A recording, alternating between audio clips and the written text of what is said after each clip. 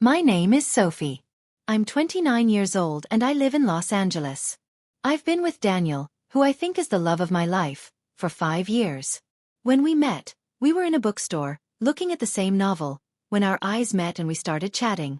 That day was the most beautiful coincidence of my life. Since Daniel came into my life, everything has become brighter and more meaningful.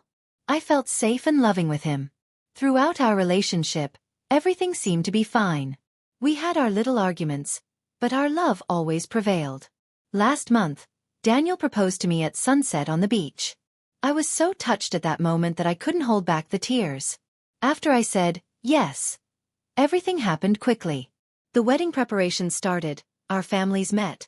I went to wedding dress fittings and I was getting closer step by step to the big day I had dreamed of. Waking up next to Daniel every morning gave me peace. Even as I was busy with the wedding plans, I felt indescribable happiness. How lucky you are, Sophie, you found true love, my friends kept telling me. But sometimes, even in the happiest moments, you don't realize the small emptiness inside you. On the outside I had a perfect life, but on the inside I felt stuck in a way I couldn't explain. Between the wedding preparations, work stress and family pressures, I started to feel exhausted. Daniel was always supportive, but I felt emotionally distant. One evening after work I went to a bar with friends and that's when I met Lucas. He was sitting alone, with a drink in his hand, looking around. When our eyes met, he smiled slightly and joined us. Our conversation was quite casual at first. We talked about work, hobbies, but there was a different energy between us. Lucas's gaze and what he said struck me in a strange way. That evening I felt freer than I had in a long time, as if all my responsibilities had been lifted. As I said goodbye to Lucas and headed home, I had a strange feeling of guilt. Daniel was asleep when I got home. I sat on the edge of the bed and looked at him, feeling both love and mixed emotions. I couldn't forget that night. It was the first time I realized how a look can turn a person's inner world upside down. After that night when I met Lucas, my head was a mess. Every morning I woke up next to Daniel, taking care of the wedding preparations, but Lucas was always in the back of my mind. Those glances, those laughs. I was angry with myself. You're engaged, Sophie. What are you doing?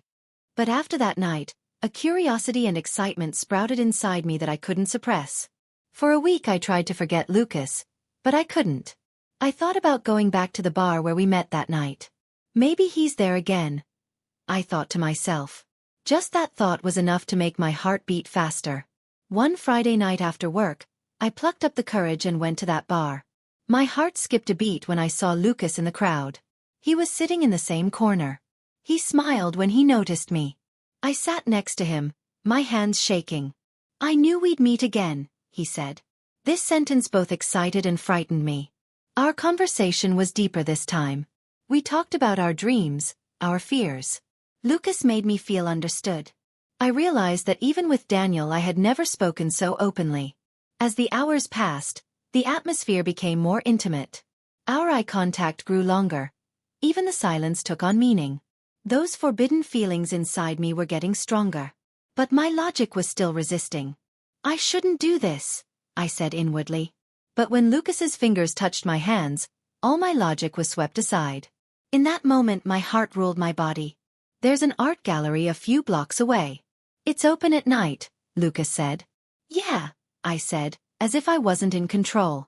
We wandered through the gallery, alone in the crowd. We stopped at a corner. Lucas looked me in the eyes. He said, if you don't want this, say it now. I couldn't say anything. At that moment, his lips touched mine. At first it was a timid kiss, but then everything became more passionate. My heart was beating fast. Guilt and excitement were intertwined. I didn't have sex with him that night, but I had already crossed the line. My hands were shaking on the way home. Daniel was asleep again. I sat on the edge of the bed, my breathing ragged. Looking into his face, I felt an indescribable guilt. But at the same time I felt more alive than I had in a long time. I wanted to forget that night, but I couldn't. The touch of Lucas's lips was still on my skin. With each passing day, the guilt grew, but so did my attraction to him. I was crushed under Daniel's innocent gaze. The wedding preparations were going on, and with every detail I was getting deeper and deeper into a dead end. After meeting Lucas for the second time, I had completely crossed the line. We met secretly for a few weeks. At first we were just chatting, but then things changed. One day we decided to meet at Lucas's house. My hands were shaking. A storm was brewing inside me. When he opened the door, the warm smile on his face reassured me. But the conflict inside me was growing. That evening everything became more complicated. Our wine glasses were full. The conversation deepened in the dim light. As Lucas's fingers ran through my hair, I lost all resistance. Our lips met again, this time more passionately and irrevocably. That night, I had completely crossed the line, not only emotionally but also physically. On the way home I started to ask myself, why? My love for Daniel was real, but the excitement I found in Lucas, that forbidden flavor, was something else. I was drowning in this confusion. Days passed. Every morning when I woke up and looked at my ring, I felt empty inside. Daniel didn't suspect anything. One morning as I was making breakfast, he came up to me and said, "I love you so much." At that moment something inside me snapped. My eyes filled with tears, but I didn't show it. I knew I had to end things with Lucas, but I couldn't completely let go of my feelings for him. I texted Lucas, "We need to talk." We met in a park. The air was cool, the leaves dancing in the gentle breeze. "I can't do this anymore," I told him, looking into his eyes.